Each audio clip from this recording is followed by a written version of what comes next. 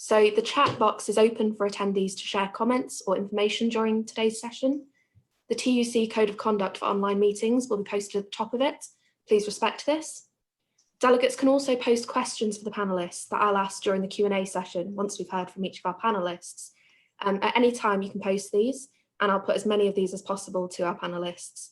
If attendees want their points addressed by specific panelists, make sure that they're here, that you direct that to them, and make sure that they're in the Q&A box rather than the chat to make sure they're picked up. You can also upvote questions within the Q&A box to make sure that they're at the top of the list to be asked if you'd like to hear those answers. So if we dive right in and I introduce the other speakers that we'll be hearing from today, we have a great lineup. So first of all, we'll be hearing from Terry Pullinger. Terry joined the Royal Mail as a postman in 1985 as a Communication Workers Union representative. At all levels, he served for over 30 years. And in 2015, he was elected as Deputy General Secretary Postal with responsibility for representing over 120,000 members across the Royal Mail Group, Parcel Force and the Post Office.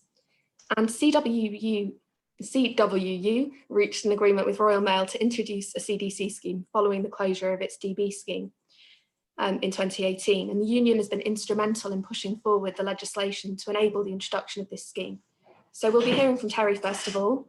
We'll then also be hearing from Chris Roberts. Chris is National Director of the Social and Economic Policy Department of the Canadian Labour Congress. It's Canada's largest central labour body. In addition to guiding the work of the department, he's responsible for research in the areas of pensions and investments. Chris is a trustee of the Canada-wide Industrial Pension Plan, a member of the Investment Advisory Committee of the Canada Post Pension Plan, and serves on the Professional Conduct Board of the Canadian Institute of Actuaries. We'll then hear from Shriti Jadhav. Shriti is a director and senior consulting actuary at Willis Towers Watson and specialises in collective DC. And those who know a bit about CDC know how instrumental Willis Towers Watson have been in this process of moving towards CDC. Finally, we will hear from Julian Barker. Julian is head of collective defined contribution pensions policy at the Department for Work and Pensions. And in a 40-year career at the civil service, he's had a range of policy roles in fields including sickness and disability benefits, equality strategy, ageing society, and pensions. So just to go through the agenda for today, we'll be hearing from each of our speakers in turn for a short presentation. And after that, we'll come on to the Q&A session where I'll pose as many of your questions as we have time for. We should have about 30 minutes after the presentations at least. So please do put in your questions during the presentations, and then I will pose them once we've heard from all of our speakers. We could now come to you, Terry, for your presentation, please. Okay, thanks, Lauren. Presentation, or really just telling the story of how we've got involved in this as a Communication Workers Union. So, as you correctly said, I'm responsible for 120,000 postal workers. And first off, good morning to everyone. And it's an honour to be invited, and especially to go first with such a strong panel. So I've very much seen my job all through my union career, and certainly as the Deputy General Secretary responsible of protecting people's employment, standard of living and retirement security. So every time we enter negotiations, it's on that basis.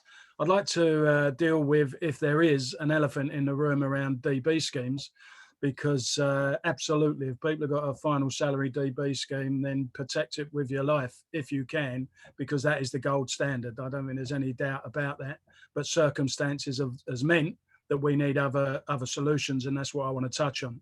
The emotion behind where we came from in our proposal was also, when I drilled down deeper, and some of the people that I've worked with on this, is the fact that I genuinely believe there's a human stampede to pension insecurity and poverty. I think there's lots of people fast approaching 50 years of age that don't own any property, have got no pension provision whatsoever. Recent research suggested that 69% of people have got little or no planning for their retirement, and there is a social sort of car crash waiting to happen in this country if people are just heavily reliant on the state pension, which increasingly keeps getting pushed out. So occupational pension schemes, a wage in retirement, is the passion that has driven us to the conclusion that we've come to. So to tell the history of our DB scheme in Royal Mail, that's got a checkered history, sadly, the same as many DB schemes. In fact, it closed to new entrants in 2008. So the generation that's come behind 2008 have all gone into a DC scheme, which was seen at the time, of course, to be the answer to that problem and still provide adequate pension in retirement. I don't believe that to be the case, I'll be honest. I don't believe they're anywhere near good enough. I think DC schemes have provided an opportunity to employers to tick a box, but not putting nowhere near enough in it to give people that security that they're going to need. And I also believe, even if it's nanny state, that a wage in retirement running alongside your state pension is the answer to people having that dignity and security in retirement. So it closed to new entrants in 2008. In 2012, there was a huge deficit in the DB scheme that was still open, and the government took control of that going forward because really they wanted that off the balance sheet because of privatisation. So people couldn't, our people who got a copper bottom protection, those people really who had built up DB pension up to 2012. And then we went on our own again, if you like, with the DB scheme for those people that had joined before 2008. Soon run into problems. Again, there was other sticking plasters, turning it into a care scheme, a career average rather than a final salary scheme. And then by the time we got to 2017, the company that were putting in somewhere in the region of £400 million said that would have to go to £1 billion. They would have to pay. So, and the company wasn't even making that money, now a privatised company. So you can see the dilemma we had. We were sitting there wanting to defend our DB scheme. By this time, we had 80,000 members circa in the DB scheme, 40,000 in the DC scheme. So from a trade union point of view, trying to take that forward as a trade dispute and arguing that DC wasn't good enough for the 80,000 in the DB scheme, effectively, you'd have 40,000 in a DC scheme saying, well, why have you let us go into a DC scheme then? So the dilemma, it really became evident to us that what we needed was a solution that would unify and equalise pension provision for all our members. And it was based on a wage and retirement scheme. And to be honest, my opinion was, if it was once a good idea that we should have a wage and retirement pension schemes, well, why is it still not a good idea? Because clearly the evidence suggests it is a good idea. So the only barrier, of course, was the fact that a DB scheme wasn't flexible, that it built up on the balance sheet of the company, et cetera, and that was a barrier for us having something better than DC. So working with people like First Actuarial, and I have to say subsequently Willis Towers Watson, we really pushed to say, well, let's come up with something different then. What can we do? So we designed a new scheme, and we stumbled on CDC because, in all honesty, originally we were trying for a scheme that was still DB totally, but was adjustable. So each year you would evaluate where you are and then guarantee going back, but you wouldn't be guaranteeing exactly what that's going to be 20 or 30 years out for people. That's where we wanted to go, but it still was too much on the balance sheet. So we had to look for another solution. And as I say, we stumbled upon CDC as an opportunity to build up the wage in retirement. But our actual scheme design is based on a traditional DB scheme. In fact, it targets the outputs which was from the scheme that had to close.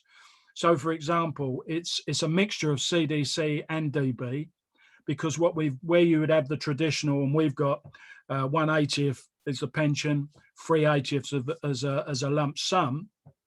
The lump sum is DB in nature. So each year, whatever the lump sum is at when we do the evaluation, that's then guaranteed to you.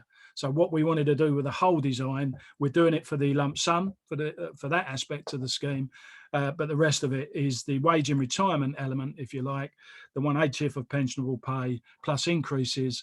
That is we're working that through CDC. And the target is CPI +1, which we believe is approximately RPI is the target that we are giving it. Now, we understood as soon as we got involved in that, we was met with almost a tidal wave of cynicism about CDC in the UK, even though 2015 government carried that we could have collective schemes, but the legislation to take it forward had never happened. So for our scheme to exist, we realised we had to get campaigning to try and get that legislation put in place. and that's been going on ever since. We've lost a couple of years, I think, with Brexit, where government, my opinion, my words, wasn't functioning properly. And of course, we've had the pandemic. So there's been so many things that's got in the way.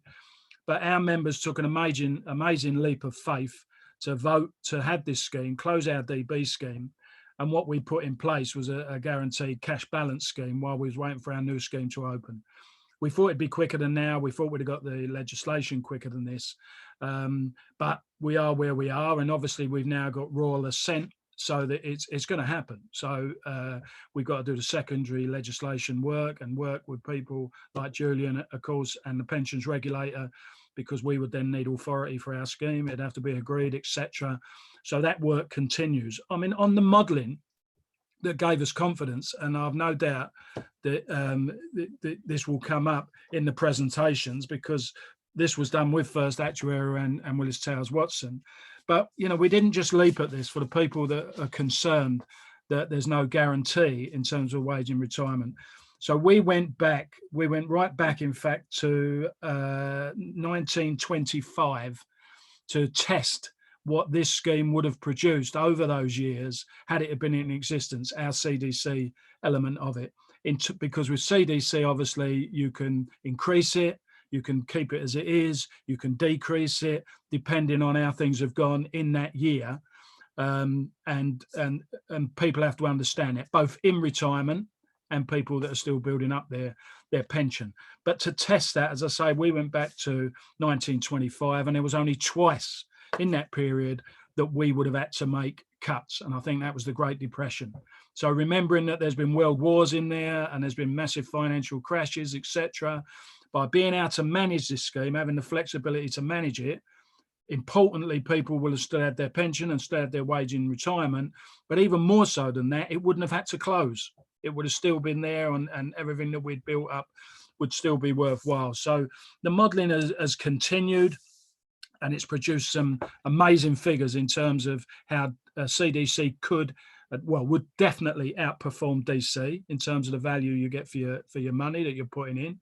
And this is a good argument for employers, but also could outperform, and there's a fair chance it would outperform DB as well. So there's every reason to be confident. From my point of view, if you've not got DB, there's only one choice, only one show in town at the moment, which is DC. The lack of innovation in the pensions industry has been unacceptable in that regard.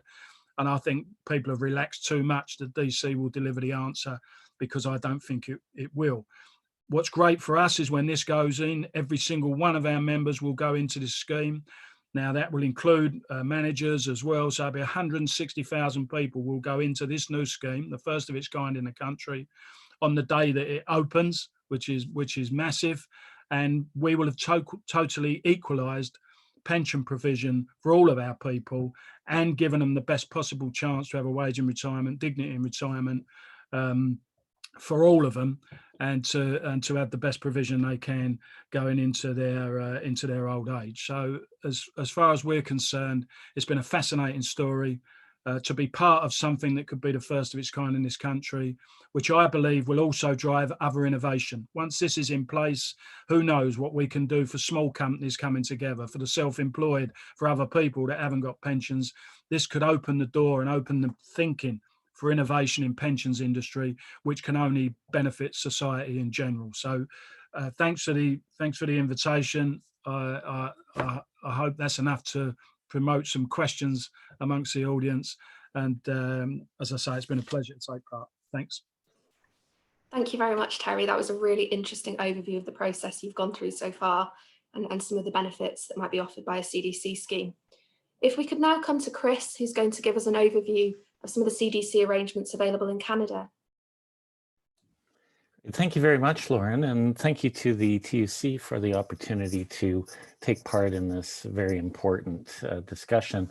I do have some slides that I'm going to speak to.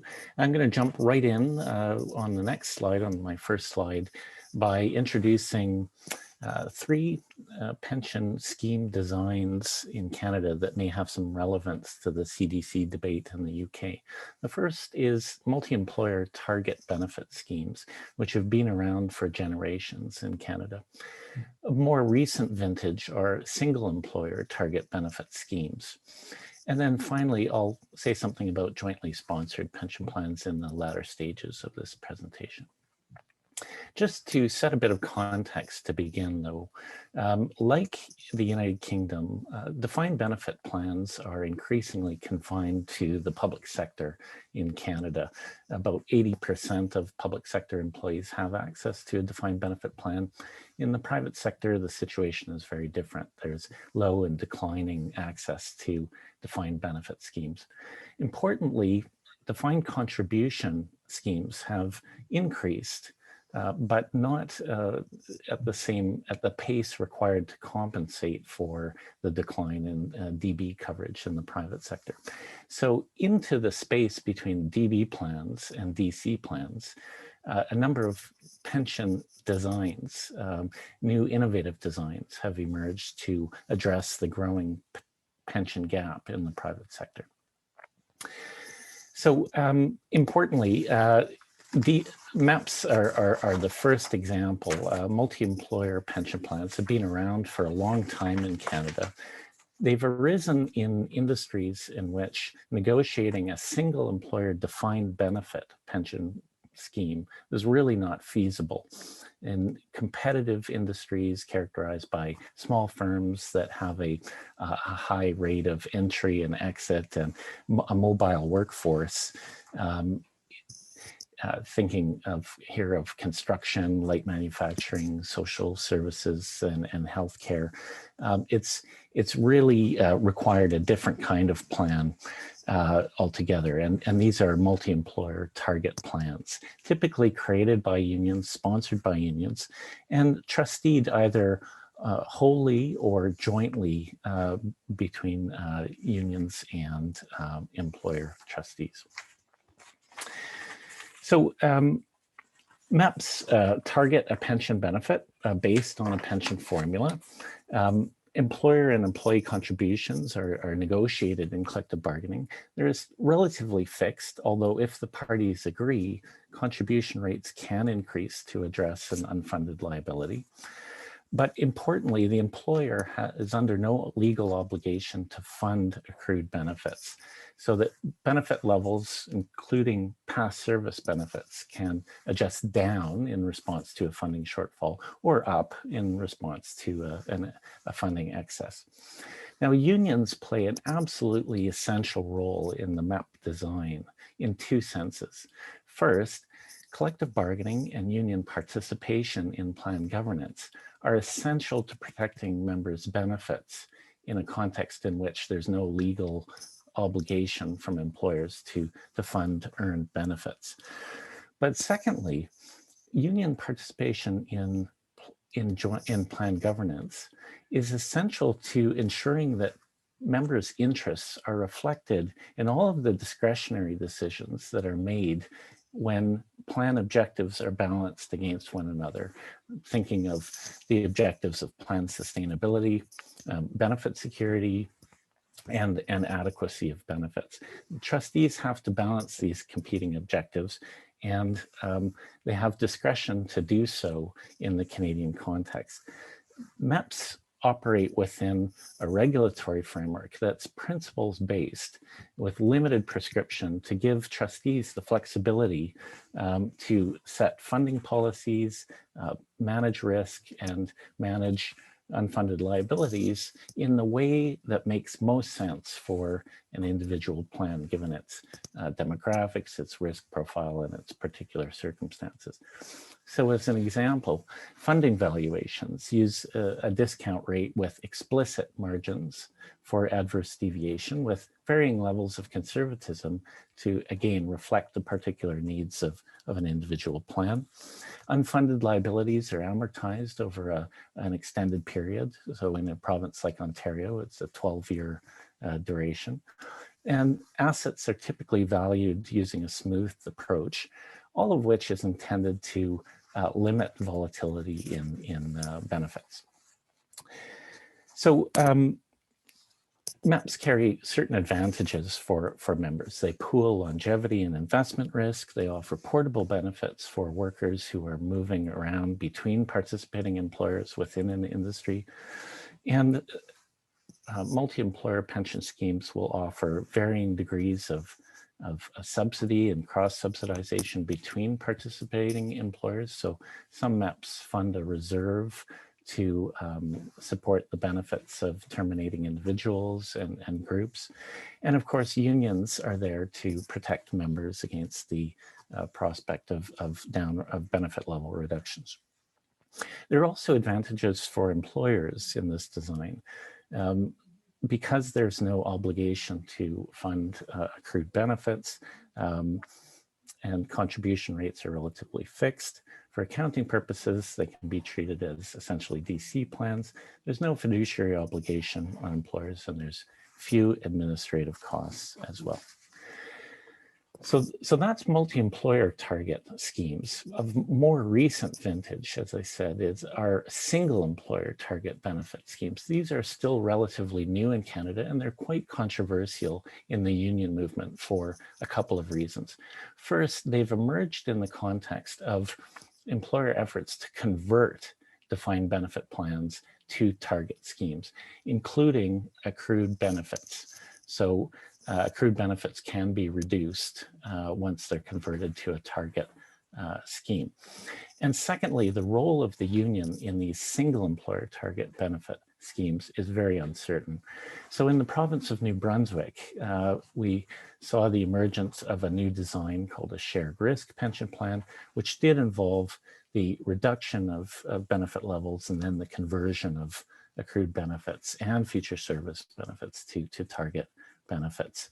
They're separated into base and ancillary benefits, but both are conditional on plans funded status, sophisticated annual stress testing to determine whether the funding level is sufficient to meet the pension obligations. If it isn't, then there's a very highly prescriptive sequence of adjustments that has to occur as part of a deficit recovery plan, or conversely, if there's a funding excess in the form of a funding excess utilization plan. Unions view all of this high level of prescription as a restrictive of collective bargaining, and unlike with the multi-employer pension design, there's no required role for the union in plan governance. So these new single employer target benefit schemes are viewed as quite risky.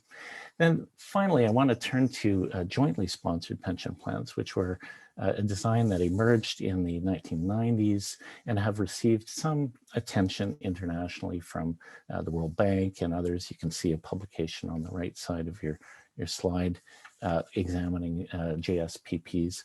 They are public sector defined benefit plans. So examples include the Ontario Teachers Pension Plan, OMERS, for instance, very large, stable plans with extremely large global pension funds.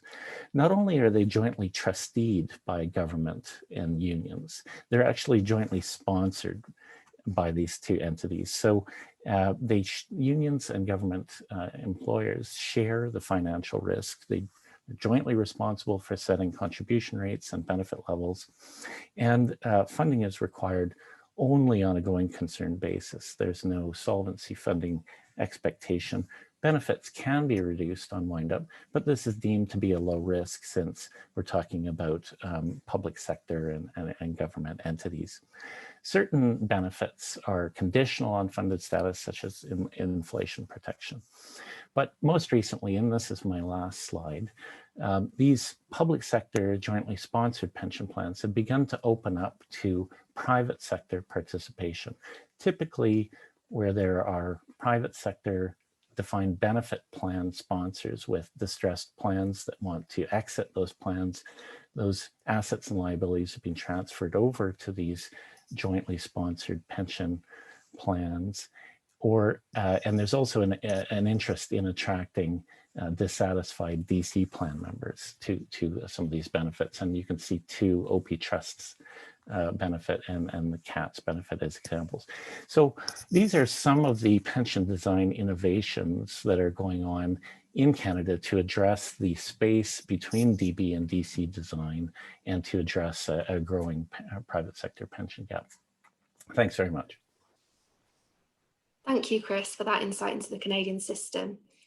We're now going to hear from Shruti, who's going to give a summary of the Willis Towers Watson modelling on CDC outcomes, as well as some insight on the types of clients that might set up CDC schemes. Hi, thanks for inviting me to speak. I'm going to get straight into it, onto my first slide, which is, well, what is the attraction of CDC to employers? So I came up with 3 main reasons. I'm not quite sure you can see the slides properly just now, but firstly, from a financial perspective, a CDC scheme is designed to have a fixed cost. Now, this is similar to a DC scheme, but different to a DB scheme where the costs would vary according to the funding level of the scheme. And that means that under current UK and international accounting standards, the scheme is effectively treated as DC, and that avoids having a large variable DB liability on the balance sheet. So from an employer perspective, that would be a big positive.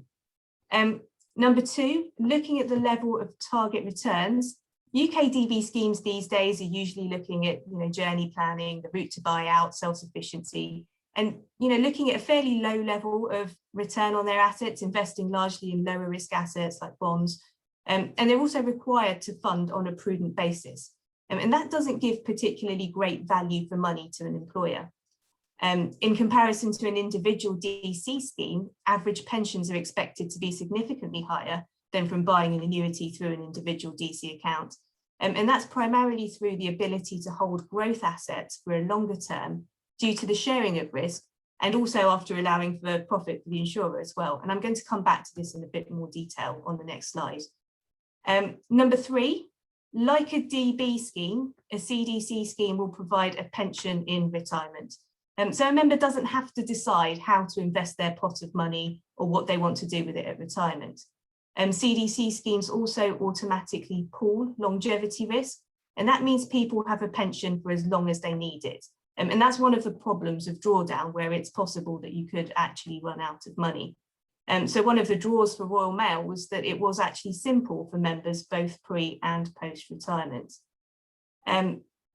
Moving on to the next slide, getting into the real nuts and bolts of it, what are the numbers? So I did mention on the previous slide that you could expect higher pension levels from a CDC pension than you might typically expect from an insured annuity from a DC scheme or a pension from a DB scheme. So based on Willis Towers Watson analysis, for a given contribution rate, the expected CDC pension is on average 70% higher than from buying an insured annuity with an IDC pot, and 40% higher than provided under a typical DB scheme. And this comes about from the level of asset returns expected to be achieved on the contributions. Now, this is interesting for 2 reasons. Firstly, an employer could think about value for money. So with the same pensions budget, it's getting a lot more bang for its pension buck, as it were, through a CDC arrangement. A different way of looking at it is if they're finding that their current pension spend is unaffordable, they could feasibly reduce that pension spend and still provide an expected improved pension level. And that's a pretty compelling message for an employer. Moving on to the next slide, yeah, that's all well and good. But the question people then want to ask is, does that mean the scheme would be really risky? So as part of the work Willis Towers Watson did with Royal Mail, we tested some of the features of pension increases using stochastic modelling, and found that the risks of a reduction in pension levels were relatively low. And on the slide here, I've quoted that in the first 30 years of running the scheme, there would be on average a 2% chance each year of a nominal cut, which is, pretty low. So Royal Mail also wanted to ensure that pension increases were intergenerationally fair. So under the Royal Mail design, all members, actives, deferreds, and pensioners would receive the same level of increase or reduction in their pension each year. Of course, there's always an element of luck in terms of the returns on assets, so there will be some variation between generations just due to changes in the global economy. As Terry mentioned earlier, we also looked at back testing what pension increases would have been if the scheme had opened in 1925. Now, this would have been a really bad time to open a scheme, which the Wall Street crash followed closely in 1929, followed by the Great Depression, World War II not long after that. And then from there, we saw recession and high inflation in the 70s, and then the boom years of the 90s, and then yet again in 2008, the financial crisis. Now, through all of that, the plan would have only had to make 2 reductions to pensions in 1932 and 1933, in the middle of the Great Depression. And that's pretty impressive when you think about what was going on at the time. Moving on to my last slide, what would it take for CDC to become popular in the UK? So for single employers, CDC is likely to be enabled around the end of 2021, allowing them to provide pensions from their own branded scheme. Now that wouldn't work for everyone, as it would require an employer to use an existing trust or set up a new trust. They'd also need to meet setup costs, the expenses of getting authorization from TPR, as well as making sure there was enough funding for running expenses. So we think that this would probably be most useful for employers with workforces of 5,000 employees or more for it to be cost effective.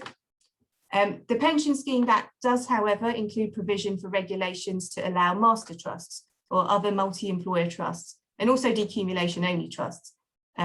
Existing DC master trusts could also potentially add a CDC section.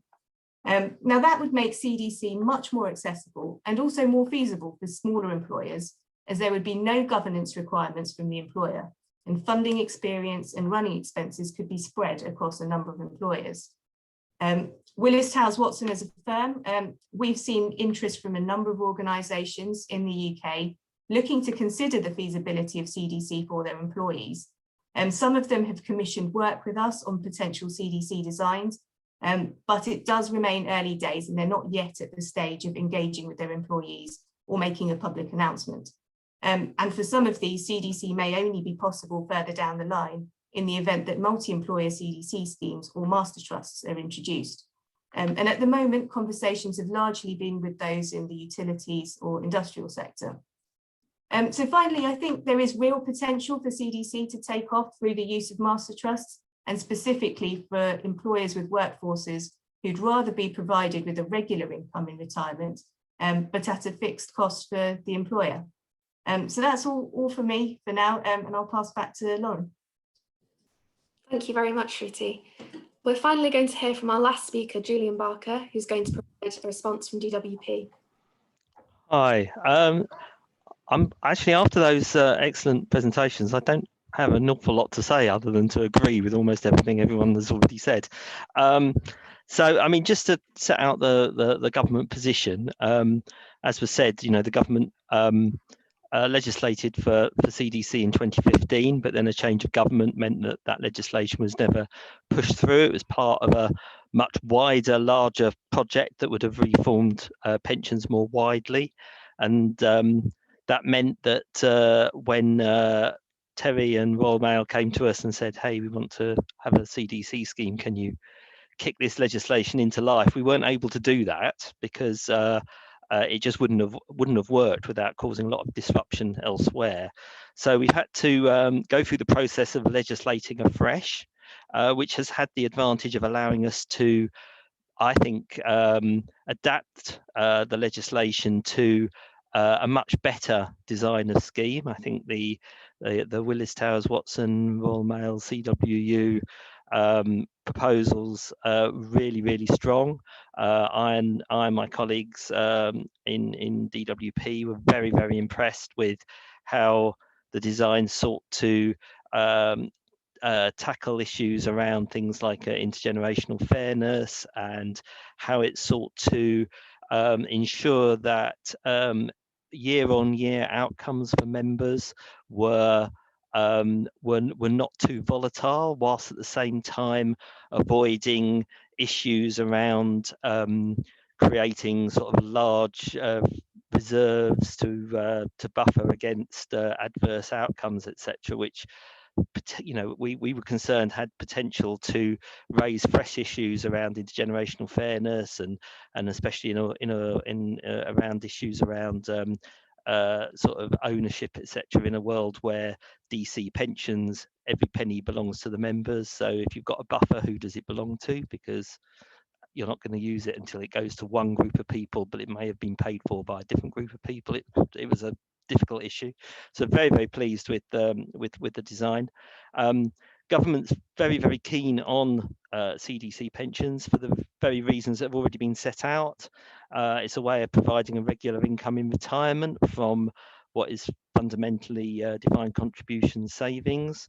That because of the way it accepts and shares risk, it has the potential to produce much more efficient outcomes than either individual DC or defined benefit, and it avoids members having to make difficult one-off decisions that are often irreversible about what they want to do with their DC pot at retirement. And at the moment, the choices available to members are very limited in terms of securing incomes, especially without paying, the huge costs associated with annuities, etc. And as has already been said, for employers, the advantage is that they are signing up to a predictable cost, and that they can't end up suddenly getting a bill because things have gone wrong. But as has been said, the way you can design these schemes helps ensure that members are protected against those outcomes when things may not go particularly well, so that the impact on them is either shared or is at least sort of mitigated in many ways. Obviously, CDC pensions aren't without risks to members, because ultimately their savings are in the hands of others who have to apply the legislation and the scheme rules to make sure that they get a pension which is adjusted appropriately. And if it's not adjusted appropriately, then you will have members who will be gaining or losing in ways that they shouldn't. That's why the Act that recently had royal assent sets out an authorization regime. So those schemes can't operate, and CDC schemes can't operate until they've been authorized by the pensions regulator. And we're currently working through the secondary legislation the regulations that will set out exactly how that will work. The basic structure is set out in the Act, but it makes it clear that the scheme has to have rules that operate fairly to members. It has to have be run by people who meet a particular standard in terms of their in terms of their sort of history and conduct. It has to the scheme has to have proper systems to make sure that it's not suddenly going to fall over. The numbers have to all add up in terms of what members are being told about what they will get. Has to match what the scheme will be taking in and how it will be investing it. So these are the sort of things that we've been doing and we're working through. As Terry said, this has taken a long time. Much of that's been completely outside our control in DWP because of things that have been happening, but we are working really hard to try and get everything in place as soon as we can, because we think it's really important that the CDC schemes do get off the ground, and we know that Royal Mail and CWU are primary in that. So what we then want to be able to do is look at how this can be extended to the other areas, such as the ones Shruti just talked about. So possible sector-wide schemes, possible master trusts, possible decumulation structures that could use a collective form for decumulation, even where people have saved individually through traditional DC, etc. Now, the important thing there is we have designed the Act so that we can more quickly adapt our legislation so that it can provide for some of these other designs of scheme.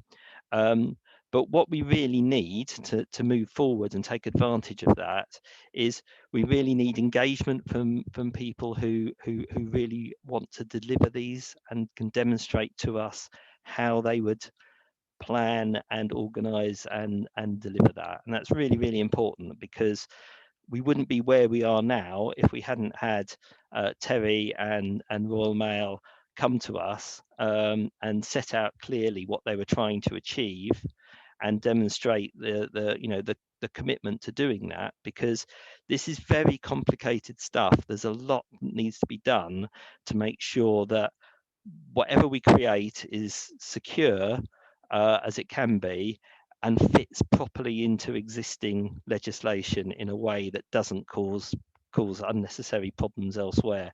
So it's really important that we know what we're legislating for before we do it, and that's why, as I say, I really would welcome any of you who are looking at CDC and thinking of it as a possible way forward, and want to engage with employers or trustees about it. I really welcome you sort of coming and talking to me about it. And that's all I have to say, really. I look forward to the questions. Thanks, Julian. So we have about 20 minutes left for questions, and we've had quite a few come in. So if I could start off with the top voted question we've come in, and this is one that people ask all the time about CDC. How will CDC guard against unfairness to the young? So Shruti, I know you touched on that in your presentation. So if we could come to you first, and then Terry, if we could come to you, and then Chris, and then Julian. Hi. So CDC schemes need to be designed in a way that is fair to all members, and that includes younger members. There are different ways to define what is fair, and the scheme will need to be very clear on how it is fair. I guess for Royal Mail, the pension increase that is awarded each year is applicable to all members, so actives, deferreds, and pensioners, so they are fair in that way, whereas different schemes may define fairness in other ways. So I guess it is to do with the design and your individual scheme design. Terry, could we come to you on that? Yeah, yeah, it's always been interesting, this one, but I think you have to well look at other schemes as well and say whether they're intergenerationally fair. For instance, our scenario was, I told you, 80,000 in a DB scheme, 40,000 in a DC scheme, and clearly in my belief the 40,000 were getting the worst deal. So generationally, they were worse off than the 80,000. So equalising provision was the first step, I think, in looking at the intergenerational issue. The other thing is with CD scheme, I think that's unfair in a way. It really depends when you retire, doesn't it, and where the market is at the point of you retiring. So some people get a bit more out of DC than other people. Depends what year you retire. So there's lots of elements that people would class as unfair. The collective approach is obviously one I support, but with our scheme, what people build up, the design of the scheme, what it is we're targeting is exactly the same for everybody. If there has to be a cut, it's the same for everybody, whether you're in retirement or you're still active. That's the same with an increase, and even if it has to stand still. So we're treating everybody exactly the same. And I think the investment strategy then manages as you get more people reaching the retirement age. So we believe we have covered off the intergenerational arguments in our scheme. And obviously Julian supports that we have done a lot of work in that regard. Chris, could we come to you now to talk about whether you've faced any intergenerational issues in Canada? Of course we do. And the one twist I would simply give is that in multi-employer pension schemes, it's not at all uncommon for unionized units and union trustees on plan boards to decide when it comes to needing to reduce benefit levels in response to a funding shortfall to, for instance, reduce going forward benefits, future service benefits, and leave accrued benefits, including pensions and pay, untouched as part of intergenerational solidarity with retirees who are less able to adapt to reductions in their incomes, whereas younger active members of the plan have more of an opportunity to adjust to a temporary reduction. So it's a bit of an interesting twist on what we're discussing, but one thing we see all the time is expressions of intergenerational solidarity using that discretion that's available in a multi-employer pension scheme. And finally, Julian, any thoughts on the intergenerational? Yeah, I think there's some very valid points made there about there being more than one kind of fairness, and that was something that we spent a lot of time thinking about. I think one of the things we wanted to try and avoid was some of the problems that had occurred in the Netherlands, where they had done something similar to what Chris was just talking about, where the collective schemes they had there were hit by their funding was seriously hit in the financial crisis, and a result of that was they ended up cutting pensions in payment because they had to meet their rigid funding requirement rules. But at the same time, to restore the funding, they increased contributions and reduced future accrual rates for younger generations, and that has caused a huge crisis in confidence in Dutch pensions in the Netherlands, which is a shame because the Netherlands regularly rates in the top 2 world pension systems when these league tables are drawn up by various analysts, because it is well funded and the schemes are well designed and they've produced really good outcomes for members, and has resulted in a shift towards a more DC type approach for many schemes in the Netherlands, because of this lack of confidence that younger people have that they won't end up paying for someone else's pension. And I think that is for all the reasons we talked about the advantages of collective approach. I think that's a real shame, and that was something that we were very keen to avoid, and is something that the Royal Mail proposals make sure won't happen, and our legislation is designed to make sure won't happen. But I do appreciate Chris's points about the importance of intergenerational solidarity. Any collective approach to pensions, which includes DB as just as much as CDC, is all about that sort of solidarity between different groups of people, all with one common interest, which is working for an employer and being able to live in retirement. Great, thank you. If we can move on to another area that comes up a lot when talking about CDC, around communications, and Terry, if I could come to you on this first. So do you see challenges in communicating the non-guaranteed nature of the benefits to members?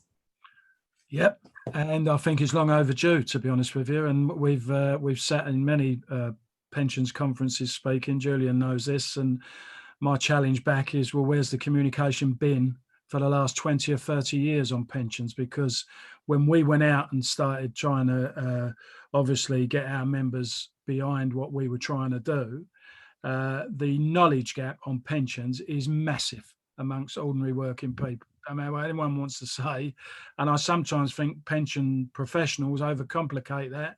Maybe that's putting a fence around themselves and their occupation. I don't know. But one thing is clear: we got to improve communication on pensions and what people have built up and what they, in all schemes, not just in the new CDC scheme, in all schemes. People, whether you have an app on your phone, whatever you have in the modern day, you should be able to access that information about your pension, etc., a lot better than we can now. So I think there's lots of work to be done on it. With the CDC, and of course in our scheme, I don't want people to forget we've got a DB element as well, but on CDC where adjustments can be made, then quite clearly you're going to have to communicate with people strongly, and they got to buy in and understand why the scheme is having to be run that way. I mean, when we achieved this agreement, with no doubt about it, I don't think we would have got this agreement if it weren't for the facts. Don't forget we had 3 national ballots in 4 years, massive yes votes, over 90% or whatever participation.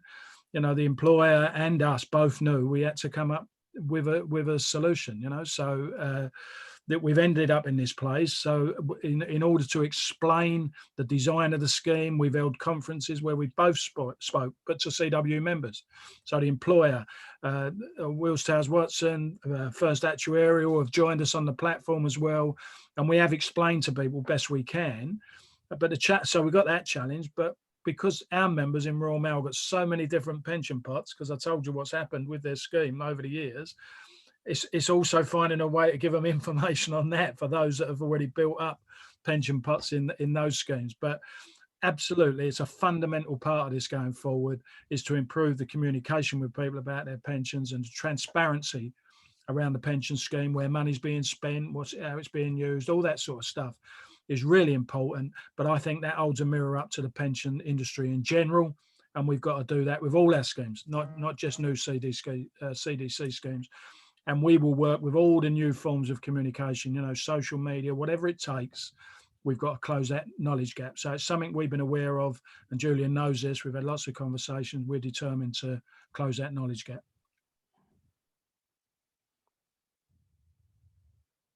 You're on mute. Oh.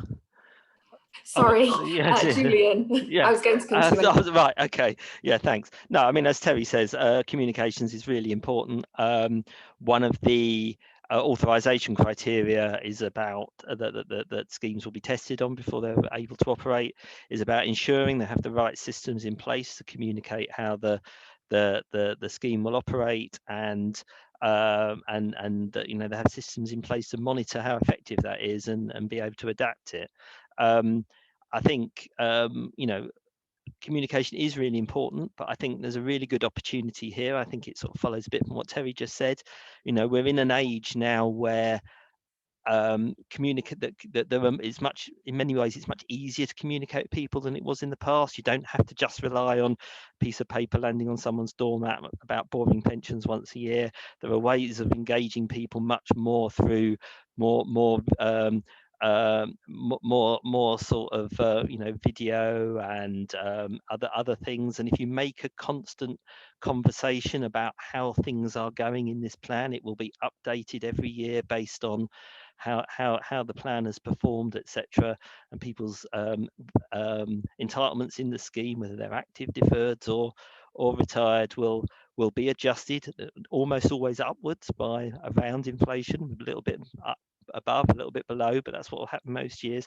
But being to explain to people exactly what's going on an annual basis, people will understand quite quickly, I think, what the basis of this scheme is, and why, when things turn bad in the wider economy, why it will have an effect on them. And they, as has been demonstrated, because again, work was done by Willis Towers Watson and other actuaries, firms of actuaries, looking at what would have happened to this scheme had it been up and running when March last year hit us and the markets dropped by 25%. And again, that demonstrated that people didn't end up having a cut in their benefits. What they had was an increase on their benefits like they would in any other year, but it was only just above inflation rather than being 1% above CPI, which was what the target was. So, you know, people will understand if it's done properly, and we want to try and make sure it is. Terry wants to make sure it is. Royal Mail wants to make sure it is, and I'm confident that we can succeed in that. And Chris, if I could just come to you quickly on that question as to anything from the Canadian experience. Sure. There's a even greater communications challenge with multi-employer schemes where benefit levels can be reduced, not just that the uprating is diminished somewhat, pension benefits don't increase at quite the same pace, but rather the level of benefits themselves drops. No amount of communication can fully compensate for the damage in confidence that Julian was referring to that comes from benefit level reductions. That's the first challenge. The second, though, is to demonstrate to members that being in a collective savings arrangement like a multi-employer scheme is superior to individual capital accumulation retirement savings schemes. That's always a perennial challenge, but that goes to the issues of pension literacy and understanding that Terry referred to. Great, thank you. I think we can probably squeeze in one more question before we run out of time. So if I could just ask how the panel feel that employers could be encouraged or incentivised to implement a CDC scheme. We've seen a big shift towards from DB to DC, but surely the goal needs to be converting DC schemes to CDC. And is that a realistic prospect at this point in our pensions landscape? Julian, if I could come to you first on that. Yeah, I think I think the and I'm just going to answer Josephine Cumber's point here as well. Actually, I think the important thing I think for employers is not only that they're getting a good deal for the money they're paying into the pension scheme, but they're doing it for a purpose. So all the employers I've spoken to, I've find it, I don't find I have many telling me that, oh, they're doing it just because they have to. Most employers that actually think about their pension scheme actually want to provide the people with a pension. That's one of the reasons why people who have DB schemes still operational have them for a reason. It may be because they industrial relations issues. It may be for various other issues. But the point is they've got them for a reason. And but the thing I think is to engage employers about why they've got a DC scheme and what's the reason for it. Because if the reason for it is to provide people with a pension, then they probably need to be thinking about a CDC pension. And Shruti, if I could come to you next. So you've modelled how CDC compares to both DB. Do you have anything to add on that question? So I think that I sort of quoted three good reasons why employers might be convinced that CDC would be a good option. I think the employers need to understand what the benefits of CDC are, so that it would lead to higher expected pension levels. And then if it makes no difference to their finances versus an individual DC scheme, why wouldn't they pay into a CDC scheme if that's what their workers are after? There was an interesting poll that Willis Towers Watson carried out, I think in 2019 at a CDC webinar, and we polled 70 organisations. And a number of them commented that they would be interested in setting up a CDC scheme. But what was interesting was about half of those that made that comment were already with their main arrangement being a DC scheme. So interest is coming from both those who already have DB and also those who already have DC as well. Thank you. And very quickly, if I could come to Chris and then Terry. Not much to add on this score, Lauren. I think that going forward, if in fact we see labor supply to continue to slow and demographic change occurring the way we expect, it may be that employers need to offer more workplace benefit schemes to attract and retain employees. And that's an opportunity, I think, to innovate and create designs that are going to work for members as well as employers. And finally, Terry, if I could also ask, we've had another question come in around when we can expect the Royal Mail scheme to launch now that the Pensions Act has royal assent. If you could incorporate that into your closing remarks too, please. You need to put pressure on Julian for that. We're doing that at the moment, putting pressure on him. It's just getting the secondary legislation and also working with the pensions regulator to get authority for our scheme. We was, in all honesty, hoping for the end of this year, and we're still pushing hard for that, but it could creep in at the early part of next year. But the important thing is it's coming. We've waited this long and it's coming, but clearly, our patience has been tested to the limit. Sorry, Lauren, can I take one liberty in case there was people worrying about governance of our new scheme? It's going to have a traditional trustee board. There'll be a 50% employee trustees who will be elected, and then there'll be 50% the business representatives, trustees, as well as whatever professional help or trustees we have as well. So there'll be a traditional governance structure. The bit you touched on about moving from DC to CDC, I believe is the real battleground.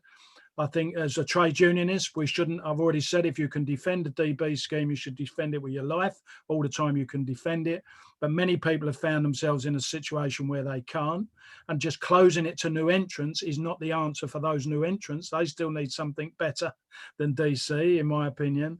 So I think once this isn't about creating something that can down-dial DB, that's not what it's about. For me, the real battleground is going to be getting people to move from DC to CDC and have faith in it. From an employer point of view, it's better value for the money they're putting in. it's better, bigger bang for your buck. What employer wouldn't understand that? So I think what's been said is correct. When people get a bit of faith in it, or they see it in operation, it's the old saying, and it, build it and they will come. And I think that's what we're doing here. Julian is saying, from the Department of Work and Pensions, they pulled us all over the place to make sure they're trying to protect as many of the bad things, the bad examples that could make people lose faith in it, so that we can build faith in something that gives innovation in pensions world, but in my opinion, shifts us from the only show in town at the moment, which is DC, and in my humble opinion, is totally inadequate to what we want to achieve to give people dignity in retirement. So thanks for having us on, by the way. Thank you very much, and thanks to all our speakers and also for our attendees for getting involved in the Q&A. Sorry if your question hasn't had a chance to be answered today, but we have run 3 minutes over, so I should probably close. The final thing for me to just say is that there is one more event to come this week as part of the TUC's pension conference. Tomorrow at 1 p.m, there'll be a session looking at the role of the state pension in reducing inequality and poverty, and finishing with a speech and Q&A from Jonathan Reynolds on Labour's pensions policies. So thanks again to all of our speakers and our attendees.